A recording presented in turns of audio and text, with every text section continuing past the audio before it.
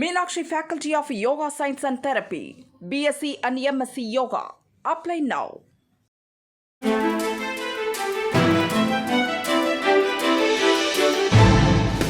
தட்டை, சீடை, முறுக்கு, ரிப்பன் போகடா, அதிரசம் என்ன வேணாலும் செய்யுங்க.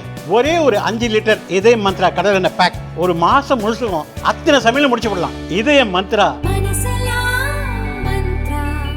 தினமலர் நேயர்களுக்கு வணக்கம். வணக்கம். என் அரசியல் வாழ்வை வீழ்த்த துரோகம் என்ற சொல்லா கிடைத்தது அப்படின்னு மதிமுகவில் இருக்கக்கூடிய முன்னணி அரசியல் நிர்வாகியாக இருந்த மல்லை சத்யா அவர்கள் கண்ணீர் மல்க பேசியிருக்கிறார். இன்னும் 4 நாள்ல சண்டை முடிய போகுது அப்படின்னு ராமதாஸ் அவர்கள் சொல்ல, பாட்டாளி மக்கள் கட்சியினுடைய தொண்டர்கள்லாம் மகிழ்ச்சியில் குதூகலித்துக் கொண்டிருக்கிறார்களாம். பாஜக என்ற கட்சி இல்லை என்றால் திமுக 20 வருடங்களாக இருக்கும். ரெய்டு வந்தவுடனே மோடியை ஓடி போய் பார்த்ததெல்லாம் எங்களுக்கு தெரியாதா அப்படின்னு கேள்விகளை எழுப்பியிருக்கிறார் நாம் தமிழர் கட்சியின் ஒருங்கிணைப்பாளர் சீமான் அவர்கள். ஓரணியில் தமிழ்நாடு திட்டத்துல தலைவர்களை ஏமாற்றுகிறார்களாம் தொண்டர்கள் அப்படின்ற ஒரு அதிர்ச்சிகரமான ரிப்போர்ட் ஒன்று கிடைச்சிருக்கான். முழுமையான விவரங்களை வீடியோக்களை பார்க்கலாம்.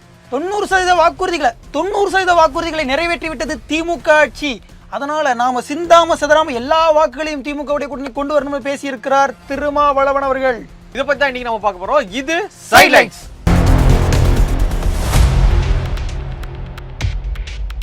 பாமகவுல அப்பாவுக்கும் மகனுக்குமான சண்டையினால தொண்டர்கள் ரொம்ப வருத்தத்துல இருந்துகிட்டு இருந்தாங்க. நேற்று தாய் மகனை மீட் பண்ணியிருந்தாங்க. அப்படியா? ஆமா, பனையூர்ல இருக்கக்கூடிய அன்புமணி அவர்களுடைய இல்லத்துல தாய் அவங்களுடைய அம்மா சரஸ்வதி அவர்களுடைய அம்மா அன்புமணி அவர்களை நேற்று மீட் பண்ணியிருந்தாங்க. அன்புமணி அவர்கள் அவங்க அம்மாவை அடிக்க பாஞ்சாரு அப்படின்னு சொல்லிட்டு ராமதாஸ் அவர்கள் ஞாபகப்படுத்திட்டு பரம்பரை பகையாவே மாத்தி விட்டுறீங்க போலயே. அப்படி சொல்லிட்டு இருந்தாங்க இல்லையா? இந்த சூழல்ல தான் அம்மா அன்புமணி அவர்களை மீட் பண்ணியிருக்காங்க. ஸோ அவங்க உள்ள வர பொழுது அன்புமணி அவர்கள் கட்டி அணைக்கிறது, காலில் விழுந்து ஆசீர்வாதம் வாங்குறது, எல்லா காட்சிகளும் வீடியோவாக வெளியாகி இதெல்லாம் பனையூர்ல நடந்திருக்கு, தைலாபுரத்துல இல்ல பனையூர்ல நடந்திருக்கு. ஸோ இது ஒரு பக்கம் போயிட்டு இருக்க. நேற்று இரவு என்ன நடந்திருக்கு அப்படின்னா, ஏகே மூர்த்தி, பாமகவுடைய முன்னாள் மத்திய அமைச்சர் ஏகே மூர்த்தி அவர்களுடைய இல்ல திருமண விழா ஒன்று நடந்திருக்கு. அந்த விழாவில் அன்புமணி அவர்களும் ஜி.கே. மணி, அதாவது ராமதாஸ் அணியில இருக்கக்கூடிய ஜி.கே. மணி அவர்களும் மீட் பண்ணியிருக்காங்க. ரொம்ப அந்த 2 அணியினுடைய தூதுவர்களும் வந்துட்டாங்க. நம்ம மூஞ்ச தூக்கிட்டு போற மாதிரி எல்லாம் இல்ல, ரொம்ப ஜாலியா ரொம்ப சட்டில்டா மீட் பண்ணி சிரிச்சு பேசிக்கிட்டு இருந்திருக்காங்க. ராமதாஸ் அவர்கள் வர்றதுக்குள்ள நம்ம போயிடணும் அப்படின்னு சொல்லிட்டு அன்புமணி உடனடியாக வெளியேறிட்டாரு அப்படின்ற தகவல் வந்துட்டு இருக்கு. இன்னைக்கு ராமதாஸ் அவர்கள் பிரஸ் மீட்ல என்ன சொல்லியிருக்காரு அப்படின்னு பாத்தீங்கன்னா, பிரஸ் கிட்ட பேசியிருக்காரு. என்ன சொல்றாரு அப்படின்னு பாத்தீங்கன்னா, அம்மா பையனை மீட் பண்றது சாதாரண விஷயம். அதெல்லாம் நீங்க பெருசுபடுத்திட்டு இருக்க கூடாது. இந்த கேள்வியே முதல்ல தப்பு. ஆமா, அதாவது நான் எப்பவுமே இனிப்பா தானே சொல்லுவேன், கசப்பா சொல்லவே மாட்டேன் அப்படின்னு அந்த டயலாக் தான் திரும்ப ஞாபகத்துக்கு வருது. சோ ஐயா இனிப்பாவே சொல்லிட்டு இந்த பிரச்சனையை கடந்து போயிட்டாங்க. ஆமா, இதை நீங்க கேள்வியை கேட்க கூடாது. ஐயா தேர்தல் இன்னும் 8 மாசத்துல வரப்போகுது, என்னங்க ஐயா பிரச்சனை போயிட்டு இருக்கு. கமலஹாசன் வேற மாநிலங்களவை உறுப்பினரா பதவி ஏற்க போறாரு, இங்க 10 நாள் நடக்க போகுதுங்க, அது வேற பிரச்சனையா போயிட்டு இருக்கு. இது மாதிரி தேர்தல் வரப்போகுது, என்னங்க ஐயா இன்னும் பிரச்சனை போயிட்டு இருக்கு கட்சிக்குள்ள அப்படின்னு சொல்லும் பொழுது, காத்திருப்போம் காலம் வரும் காத்திருப்போம் அப்படின்னு சொல்லி இன்னும் 4 நாள் அப்படியே முடிஞ்சிருங்க இது அப்படின்ற மாதிரி ஐயா காலம்லாம் வந்து போகுதுங்கய்யா. ஆனா நமக்கான காலம் தான் அதுல எதுன்னு தெரியல. ஆமா, ஐயா நடக்கிற சூழல் சினாரியோ பார்க்கும் பொழுது விரைவில் அப்பா மகன் சண்டை முடிவுக்கு வரும் அப்படின்னு தெரிகிறது. இதனால தொண்டர்கள் ரொம்ப மகிழ்ச்சியில குதூகலித்து கொண்டிருக்காங்க. இனிமே வாங்க பார்க்கலாம் எங்க கிட்ட அப்படின்னு. சீக்கிரமா அந்த ஃபைனல் மேட்சை வச்சு முடிச்சு விடுங்க, அப்பா மகனுக்கான பிரச்சனைகள்லாம் முடிவுக்கு வரட்டும். மற்றபடி தொண்டர்கள் எப்பவும் போல குதூகலமாக காத்திருக்கிறார்கள். அநேகமாக எந்த கூட்டணியில் இடம்பெற போறாங்க அப்படிங்கிறது அடுத்த கேள்வி. அநேகமாக அதிமுகவில் தான் இருப்பார்கள் என்று சொல்லப்படுகிறது. வேற இடம் இல்லைங்க. பாஜகவுடைய கூட்டணி கட்சியில் நடந்த பிரச்சனைகள்லாம் இப்பதான் தீர்ற மாதிரி இருக்கின்ற சமயத்துல மதிமுகவில், அதாவது மறுமலர்ச்சி திராவிட முன்னேற்ற கழகம், மறுபடியும் திமுக, தப்பா சொல்றது சரி ரைட். இப்போ ஓகே, மதிமுகவில் பிரச்சனை ஸ்டார்ட் ஆயிருக்கு. அது என்னன்னா, அப்பாவுக்கும் மகனுக்குமான பிரச்சனைலாம் தீர்ந்து தொண்டருக்கும் தலைவருக்குமான பிரச்சனையா மாறி போச்சு. ஆமா, அதாவது வேற ஒன்றும் இல்லை, மல்லை சத்யா ரொம்ப ஒரு சிறப்பான நிர்வாகி. எல்லாரும் கட்சியை விட்டு போன போது கூட அந்த கட்சியை ஒரு தூணாக தாங்கி பிடித்து நின்ற நபர். அதையும் நம்பி நிக்க அந்த மாதிரி சொல்றீங்களா? அதான் பிரச்சனை. அவரை நம்பி களத்துல இறங்கின மல்லை சத்யா அவர்கள் இன்றைக்கு நிர்கதியாக விடப்பட்டிருக்கிறார் அப்படிங்கிற ஒரு அப்படிலாம் கிடையாதுங்க. அவர் இன்னைக்கு திமுக போய் சேர்ந்தாருன்னா அவருக்கு ஒரு எம்எல்ஏ சீட்டுங்க. என்னங்க நினைச்சு மதிமுக இருந்துகிட்டு எதுங்க திமுக அதான் விலகிட்டாங்களா, துரோகின்னு சொல்லிட்டாருல. அதுக்கு பிறகு இப்ப அதுதான் பிரச்சனையா இருக்கு. நேற்றைக்கு ஒரு தனியார் தொலைக்காட்சிக்கு திரு மல்லை சத்யா அவர்கள் ஒரு நேர்காணல் கொடுத்திருக்கிறாரு. அதுல அவர் மிஸ்னா அந்த கேள்வியை கேட்ட உடனேயே, அதாவது உங்க அறிக்கையில் நீங்க குறிப்பிட்டிருக்கீங்க துரோகி என்ற சொல்லை பயன்படுத்தியதற்கு கொஞ்சம் விஷம் கொடுத்து எனக்கு கொண்டிருக்கலாம் அப்படிங்கிற மாதிரியான வார்த்தையெல்லாம் உண்மையை சொல்லணும்னா ரொம்ப மனம் வருந்தி இந்த மாதிரி அழுதுட்டாரு. நெறியாளர் கூட என்ன செய்யறதுன்னு தெரியாம அவரை வந்து கலங்கக்கூடாதுன்னு என்ன வார்த்தை சொல்றதுனே தெரியல. ஏன்னா அந்த இடத்துல வந்து பொதுவாக மக்கள் பார்க்கக்கூடிய இடம். அதை வந்து என்ன சொல்றதுன்னு தெரியாம நெறியாளர் வந்து திக்கிட்டு போய் நிற்க அந்த நேரத்தில் மல்லை சத்யா அவர்கள் வந்து ஒரு அழுது அந்த கண்ணீரோட சொல்றாரு, நான் வந்து இந்த ராஜபக்சேவுக்காக 3:30 காலையில் 3:30 வந்து கருப்பு கொடி காட்டுறதுக்காக வந்து மறியல் பண்ணோம். திருப்பதியில் வந்து ராஜபக்சே வந்து அன்னைக்கு என்ன சுட்டு கொண்டு இருந்தால் அன்னைக்கே நான் கௌரவமாக செத்து போயிருப்பேன், ஒரு தியாகின்ற பேரோட செத்து போயிருப்பேன். இந்த மாதிரி எனக்கு ஒரு சொல்லு கிடைச்சா நான் வந்து கஷ்டப்படணும் என்ன பண்றது அப்படின்னு சொல்றாரு. அதே போல வந்து இன்னொரு தொலைக்காட்சிக்கு பேட்டி கொடுக்கும் பொழுதும் இதே கேள்வி கேட்கும் பொழுது அங்கேயே அழுகுறாரு. ஸோ எல்லா தொலைக்காட்சிகளையுமே வந்து இந்த கேள்வி எதிர்கொள்ள முடியாம அவர் வந்து திணறுவது அழுவதை வந்து நம்மளால பார்க்க முடியுது. இந்த இக்கட்டான சூழல்ல ஒரு தொண்டனை வந்து வைகோ அவர்கள் கொண்டு போய் நிறுத்தியிருக்காரு. அதுவும் தன்னுடைய மகனுக்காக அப்படின்னு சொல்லும் போது 1993ஆம் ஆண்டு தான் எல்லாத்துக்கும் நினைவுக்கு வரும். அன்றைக்கு ஐயா கருணாநிதி அவர்கள் யாருக்காக வைகோ அவர்கள் துரோகின்னு சொன்னாருன்னு தமிழ்நாட்டுக்கே தெரியும். அவர் யாருன்னா இன்றைய முதலமைச்சர். ஸோ அதே மாதிரி தான் மகன்களை பெற்ற அப்பாக்களுடைய மனதை புரிந்து கொள்ள முயற்சி செய்யுங்கள் மல்லை சத்யா அப்படின்னு சொல்லிட்டு சிலர் வந்து ஃபேஸ்புக்கில் பதிவுகள் போடுறதெல்லாம் பார்க்க முடியுது. ஸோ மல்லை சத்யா அவர்களுக்கு நம்ம சொல்கிறதெல்லாம் ஒன்று தான், உங்களுக்கு பையன் இருந்தால் உங்களுக்கு புரிஞ்சிருக்கும், இருக்குன்னு நினைக்கிறேன், எனக்கு தெரியல. அது என்னமோ ஐயா நீங்கள் அந்த மகன்களை பெற்ற அப்பாக்களுடைய மனதை புரிஞ்சுங்க. மகன்களை பெற்ற அப்பாக்களுக்கு தான் தெரியும் கட்சி நடத்தும் கஷ்டம். கடலூர் மாவட்டம் சிதம்பரத்தில் உங்களுடன் ஸ்டாலின் அப்படின்ற மக்களை சந்திக்கும் ஒரு திட்டத்தை ஸ்டாலின் அவர்கள் தொடங்கி வச்சிருக்காங்க. இந்த எதிர்கட்சியா இருந்தப்போ உங்கள் தொகுதியில் ஸ்டாலின் உருட்டினாங்களே, அதுல கொஞ்சம் டிசைனை மாத்தி உருட்டி. அது எதிர்கட்சியா இருக்கும் பொழுது இப்ப டிசைன் மாத்தி இருக்கு. ஆமா, நான் அப்படி சுத்தும் போது நீ இப்படி சுத்தணும், நீ இப்படி சுத்தும் போது நான் அப்படி சுத்துவேன். ஓகே, அதாவது எதிர்கட்சியா இருக்கும்போது உருண்டையா உருட்டுவாங்க, இப்ப உருளையா உருட்டுறாங்க. அவ்வளவுதான். இந்த மாதிரி வந்து பண்ணிருக்காங்கன்னு வச்சுங்களேன். உங்களுடன் ஸ்டாலின் திட்டத்தை வந்து தொடங்கி வச்சிருக்காரு. இதன் மூலியமாக மக்களின் குறை கேட்டு விரைவில் அந்த குறைகளுக்கு நிவாரணம் அளிக்கும் விதமாக நிறைய விஷயங்கள் வந்து பண்ண போறோம். எதிர்கட்சியா இருக்கும்போது தான் சொன்னீங்க, ஆளுங்கட்சியா வந்து பண்ணிட்டு இருக்கோம்ல, சரி, அதனால வந்து நம்ம அந்த மாதிரி பண்ணிக்கிட்டு இருக்கோம் அப்படின்னு வந்து இன்னைக்கு தொடங்கி வச்சிருக்காரு சிதம்பரத்துல. இதற்கு முன்பாக வந்து ஒரு பிரச்சாரம், ஒரு கேம்பெயின் ஆரம்பிச்சிருந்தாங்க. அது என்ன அப்படின்னா ஓரணியில் தமிழ்நாடு. ஆமா, ஓரணியில் தமிழ்நாடு, அதாவது எதிரணியில் தமிழ்நாடு. ஆமா, மக்கள் எல்லாம் சேர்ந்து நம்மள திட்டுவாங்க, நம்ம திட்டம் வாங்கிட்டு வேற வழி. கிட்டத்தட்ட 1 கோடிக்கும் மேல சேர்ந்துட்டாங்க உறுப்பினர்கள். எதிரணியில ஒரு கோடி பேர் சேர்ந்துட்டாங்களா? 1 கோடி பேர் சேர்ந்துட்டாங்க. திமுக உறுப்பினர்களுங்க. அதானே நான் நினைச்சேன். திமுக உறுப்பினர். ஆமா, திமுக 1 கோடி பேர் இருந்தாங்களே. அது பழைய உறுப்பினர்கள், புது உறுப்பினர்கள்.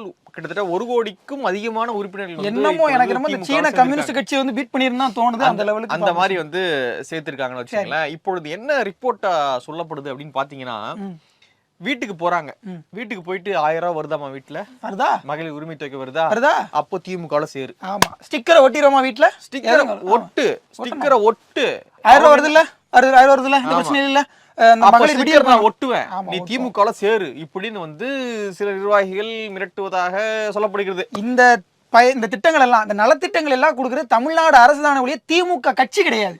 ஆனா வந்து ஒட்டுறதெல்லாம் அவங்க தான் வந்து ஒட்டிட்டு 1000 ரூபாய் வருது இல்லமா, உங்க போன் மட்டும் கொஞ்சம் கொடுங்கம்மா. அதுவும் வர்றவர் பாத்தீங்கன்னா நல்ல அந்த ஜிம்பாடியா ஆள் வந்து இதா கனமா இருக்காப்லையா, பார்த்த உடனே பயப்படுறாங்க. சரி, ஏதோ வராங்க. ஆமா, தாத்தா காலத்து திமுக வேற மேடல் ஏறி அடிக்கிறாங்க, நமக்கு எல்லாம் பேச முடியாது. அதனால வந்து போன் கேக்குறாங்களாம். போன் வாங்கின உடனே அடிச்சு உடனே வந்து அந்த பெண்மணியை அவங்க வீட்டுல இருக்கவங்க எல்லாரையும் மெம்பரா வந்து சேர்த்துறாங்களாம். அவங்க விருப்பப்படல அப்படின்றதே மேட்டர் கிடையாது. நூதனமான வேலையா இருக்கு. 1000 ரூபாய் வருதா, போனை கொடுங்க. 1000 ரூபாய் வரலையா, பரவாயில்ல, போனை கொடுங்க அப்படின்னு வாங்கி சேர்க்கறதா. இது பரவாயில்ல, ஒரு வீட்டுல இருக்க ஹோட்டல்ஸ் எல்லாம் வாங்கி எல்லாரும் பேரும் எழுதி வச்சுட்டு போயிடுறாங்க தொண்டர்கள். இப்படி தொண்டர்கள் தலைமையை ஏமாற்றக்கூடிய வேலை இப்போ திடுக்கிடும் செய்தியாக மாதிரி நடந்துகிட்டு இருக்கு. இப்படி இருந்தா அந்த மக்கள் எப்படி ஓட்டு போடுவாங்க அப்படின்ற கேள்வியும் இருக்கு, அதிருப்தி தான். ஆனா உடன்பிறப்புகளை பொறுத்தவரை எங்களுக்கு டாஸ்க் கொடுத்துருக்காங்கப்பா, 100 பேர் நாங்க சேர்க்கணும், சேர்த்துட்டோமா இல்லையா, அதோட முடிஞ்சு. அப்படிதான் இப்படி வந்து ஏமாத்திக்கிட்டு இருக்காங்களாம் தொண்டர்கள் தலைவர்களை திமுகவுல. கழக தலைவர்கள், கழக கண்மணிகளுடைய இந்த பிராடுத்தனமான வேலைகள்லாம் புரிஞ்சுக்கிட்டு, ஐயா இதையெல்லாம் நம்பி நீங்க இந்த 200 தொகுதியெல்லாம் வந்து வாக்கு கொடுக்க 1 கோடி கணக்கெல்லாம் நம்பாதீங்க அப்படின்ற மாதிரி சொல்லிட்டு இருக்காங்க. ஓகே, உங்க பார்வை என்ன, உங்க வீட்டுக்கெல்லாம் வந்தாங்களா, என்ன சொல்றாங்க அப்படின்றத கீழே கமெண்ட்ல பதிவு பண்ணுங்க. ஓரணியில் தமிழ்நாடு, உங்கள் தொகுதியில் ஸ்டாலின். அதானங்க, உங்கள் தொகுதியில் முதல்வரா, உங்கள் தொகுதியில் உங்களுடன் ஸ்டாலின். உங்களுடன் ஸ்டாலின். இப்படி பல பிரச்சாரங்களை, இந்த சாதனை விளக்க பிரச்சாரங்களை வந்து திமுக தொடங்கி இருக்கு. இப்பதான் எதிர்கட்சிகள் எல்லாம் பயங்கர ஆக்டிவ் ஆகி இவங்களுடைய வந்து நல்லா நல்லா நல்லா நறுக்குன்னு 4 வார்த்தை கேட்டுட்டு இருக்காங்க. அதில் குறிப்பாக வந்து திரு சீமான் அவர்கள், அவர் எப்போவுமே காரசாரமாக ஆக்ரோஷமாக பேசுறதுல பேர் போனவர், நாம் தமிழர் கட்சியுடைய ஒருங்கிணைப்பாளர். அவர் வந்து நாகப்பட்டினமாக நிறைய கேட்டிருக்காப்புல. குறிப்பாக ஓரணியில் தமிழ்நாடு, எதுக்கு ஓரணியில், எதுக்கு கூடுறீங்க, கொள்ளையடிக்க, கொள்ளையடிக்க, கூடி கொலை செய்ய, கூடி திருடுறதுக்கு, கூடி குடிக்கிறதுக்கு, இதுக்கு தானே ஒன்று ஓரணியில் தமிழ்நாடுன்னு ஒன்று சேர்றீங்க அப்படிங்கிற கேள்வியை கேட்டிருக்காரு. இது போக இன்னும் பல கேள்விகளை கேட்டிருக்காரு. முக்கியமாக ஒரு வார்த்தை சொல்லியிருக்காப்புல. அது என்னன்னா, பாஜக அப்படிங்கிற ஒரு கட்சி இல்லைன்னா திமுக அழிஞ்சு 20 வருஷம் ஆயிருக்கும், அதெல்லாம் காப்பாத்துறதே வந்து பாஜக தான். என்ன கணக்கு 20 வருஷம் ஆயிருக்கும், ஏன் அழிஞ்சிருக்கும், என்ன கணக்கு இது? அதாவது முன்னாடி நீங்க தொய்வில் இருந்த போது 2000 2001 வந்து உங்களை காப்பாத்துனதே பாஜக தான். அதே மாதிரி இப்போ வந்து ரைடுன்னா நீங்க ஓடி போய் டெல்லியில போய் வந்து மோடியையோ அல்லது மத்திய அமைச்சர்களையோ பார்த்துட்டு வரீங்களா இல்லையா? அப்பெல்லாம் உங்களுக்கு தெரியுது, அப்பெல்லாம் ஓடி போறீங்க. ஆனா இப்போ வந்துட்டு ஓரணியில் தமிழ்நாடு, கல்வி உரிமை காக்க ஓரணியில் தமிழ்நாடு இப்படின்னு ஒன்றிய அரசு நாங்கள் எதிர்க்கிறோன்னு பிரச்சாரம் பண்றீங்களே, இதெல்லாம் நியாயமான கேள்வி எழுப்பி சரியில்லை அப்படின்னு கடுமையாக விமர்சனம் பண்ணியிருக்காரு சீமான் அவர்கள். கடலூர் மாவட்டம் சிதம்பரம் தான் நினைக்கிறேன். அங்கே வந்து ஐயா இளைய பெருமாள் அவர்களுக்கு, காங்கிரஸினுடைய முன்னாள் தலைவராக, அதுபோக அந்த தீண்டாமைக்கான கமிஷன்களில் வந்து தலைவராக இருந்த ஐயா இளைய பெருமாள் அவர்களுக்கு வந்து ஒரு மணிமண்டபம் கட்டப்பட்டிருக்கு. இன்றைக்கு ஐயா காமராஜர் அவர்களே பிறந்தநாள். அவரும் காங்கிரஸ்காரர், இவரும் காங்கிரஸ்காரர். ஸோ அந்த மணிமண்டபம் இன்றைக்கு திறக்கப்பட்டிருக்கிறது. ஸ்டாலின் அவர்களுடைய கரங்களால், அவருடைய பொற்கரங்களால், திருக்கரங்களால் திறக்கப்பட்டிருக்கு அப்படிங்கிற முக்கியமான விஷயம். அதில் ஐயா அந்த தொகுதியினுடைய எம்பியாக இருக்கக்கூடிய ஐயா திருமாவளவன் போய் கலந்துக்கிறாப்புல. அவர் அங்கே பேசுகிறார், திமுகவுக்கு 100 ஓட்டு வருதுன்னா அதில் 25 ஓட்டு நம்மளோடு, அப்படி 4 ஓட்டு வருதுன்னா அதில் 1 ஓட்டு நம்மளோடது. அதனால சிந்தாம செதறாம அப்படியே அந்த தண்ணியை வந்து ஒரு இடத்துல அள்ளி கொண்டு போய் அப்படியே இன்னொரு இடத்துல சேர்ப்போம் பார்த்தீங்களா, அந்த மாதிரி கரெக்டாக கொண்டு போய் திமுக கூட்டணியில் நம்ம சேர்த்துறணும். ஓட்டப்பான மாதிரி இருக்கக்கூடாது. எஸ், ஒளிகிடக்கூடாது. அது விசிகாவுடைய ஓட்டு ஒளிகிடவே கூடாது அப்படின்னு நம்ம பானை ஸ்ட்ராங்கா இருக்கணும் அப்படின்னு வந்து விசி. ஓ, பானை கரெக்ட், ஆமா இல்ல, எஸ், அததான் சொன்னாரு. இப்போ அதுதான் விஷயமா இருக்குது. ஸோ இந்த விஷயத்துல வந்து திமுக 90 விழுக்காடு வாக்குறுதிகள் நிறைவேற்றிடுச்சு அப்படின்னு. 90 விழுக்காடு எதுங்கிறது ஆராசா அவர்களுக்கு தான் கேட்கணும். ஏன்னா அவர் தான் விவாதத்துக்கு வரலாம் சொல்லியிருந்தாரு. ஓகே. ஸோ இந்த விவாதங்கள் எல்லாம் வந்து ஆராசா கிட்ட ஐயா இது இது இது இது அப்படின்னு ஒரு 10 இருக்கு, 10ஐயும் சொல்லி ஐயா அந்த 10 நிறைவேற்றல, இதெல்லாம் முக்கியமான விஷயம், இதெல்லாம் 90% வருமா இல்லை 10% வருமானு ஃபர்ஸ்ட் கேள்வி கேட்கணும். இப்போ ஐயா திருமாவர்கள் ரொம்ப ஜாலியா கூட இருக்காங்கன்னு சொல்லப்படுது. என்ன அப்படின்னா, மதிமுக வெளியேற மாதிரி இருக்கான் திமுக கூட்டணியில இருந்து. அப்ப 12 சீட் கிடைச்சிரும். அப்ப ரைட்டு, அவங்களுடைய 6 சேர்த்து 6 6 12 வாங்கிக்கலாம் அப்படின்ற மாதிரி இருக்காங்களா. வெளியே போறாங்களோ இல்ல வீக் ஆகுறாங்களோ நமக்கு லாபம் தானே. லாபம் தானே, 2 சீட் எக்ஸ்ட்ரா வந்தா லாபம் தானே, நம்ம தொண்டர்களுக்கு கொடுத்து ஜாலி பண்ணலாம்ல. அது பண்ண 8 எம்எல்ஏவா இருந்தா நல்லா இருக்கும், அங்கீகாரம் தொடரும், எல்லா பிரச்சனையும் கிடையாது அப்படின்னு வந்து அவங்க ஃபீல் பண்றாங்க. சோ அதனால இப்படியான வார்த்தைகள்லாம் எல்லா மேடைகள்லயும் இனிமே திருமாவர்கள் உதிரிக்க வாய்ப்புகள் இருக்கிறது. அது மட்டும் இல்லாம இந்த 4 ஆண்டுகள் நடந்த பட்டியல் சமூக மக்கள் மீதான வன்கொடுமைகள் எல்லாத்தையும் சேர்த்து வச்சு பார்த்தா விசிகாவுக்கே ஓட்டு கிடைக்கும். இளைய பெருமாளுக்கு மணிமண்டபம் திறந்தும் இல்ல, ஆனா மதுரையில அவங்க புல்லட் பேரணி நடத்த விட்டாங்களா? விடல இல்ல. பட்டியல் சமூக மக்கள் மீதான வன்கொடுமைகளுக்கு தீர்வு கட்டல இல்ல. மணிமண்டபம் கட்டணும் இல்ல. மணிமண்டபம் கட்டி என்ன பிரயோஜனம்? அந்த மக்களுக்கு உரிமைகளை பெற்று கொடுத்தீங்களா? வேங்க வேலை என்ன பண்ணீங்க? திரும்ப திரும்ப அதை தான் கேட்க வேண்டியதா இருக்கு. ஸோ இந்த பிரச்சனைகள்னால விசிகாவுக்கு ஓட்டு வருமானு தெரியல. இதுல இவங்க ஓட்ட இவங்க திமுக கொண்டு போய் கொடுக்க போறான்றாங்க. மக்களுக்கு தெரியும் உண்மைகள் என்னன்னு. விசிகா ஓட்டு போடுவீங்கன்னா நீங்களே கமெண்ட் பண்ணுங்க. இதே போல நிறைய சுவாரஸ்யமான தகவலோடு மீண்டும் உங்களை சந்திக்கிறோம். இது சைட்லைட்ஸ். நன்றி.